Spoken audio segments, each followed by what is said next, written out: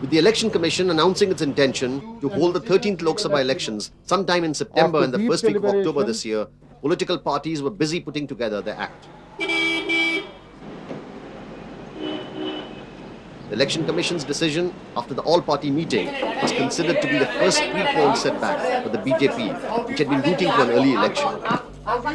Whereas they are sure of resounding defeat, and that is why they did not want elections at that point of time.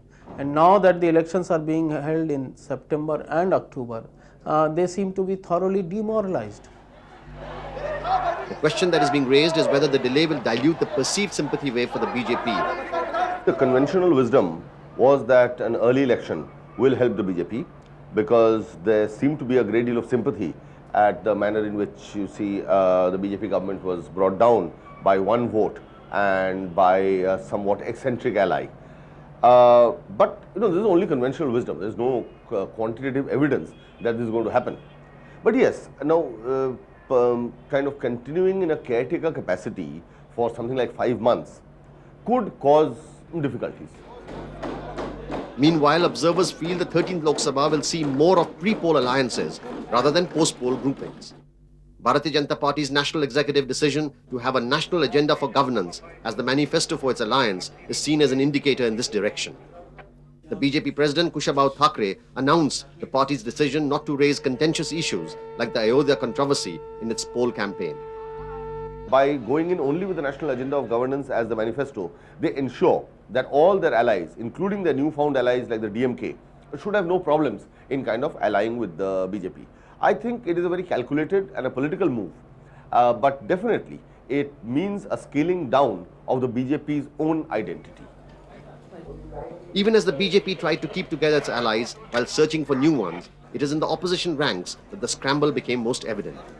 Observers feel the Congress will have a Herculean task in managing the contradictions within the opposition forces.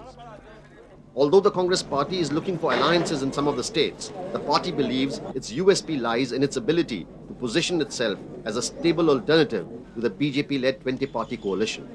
We would like to stand on our own feet.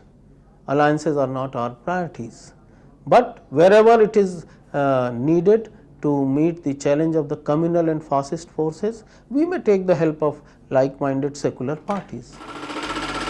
With preparation for elections already on, speculations are rife over the major poll issues that will dominate the campaign. The BJP is hoping it can cash on the supposedly unfair manner by which its government was voted out of the 12th Lok Sabha. Both fours will once again be raked up by this alliance, and there will be a concerted effort to raise the issue of Sonia Gandhi's citizenship.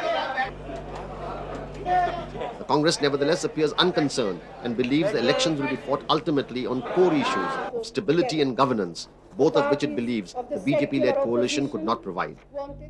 The BJP proved a miserable failure in managing the coalition it had cobbled together. 13 months of quarreling and bickering with one another ended with the withdrawal of support by the AIDMK on 14th April 1999. There is also a quiet optimism in the Congress camp that if assembly polls are clubbed with the Lok Sabha elections, the party may have an added advantage. Let them take a decision independently. We have full faith in the wisdom of the Election Commission. If they want to have simultaneous elections, we are ready for it. The people are with us. Whenever you hold the elections, they are going to vote for us. And as the countdown to the 13th Lok Sabha poll begins, there is hope that this time around at least, the country will witness the last parliamentary election of this millennium.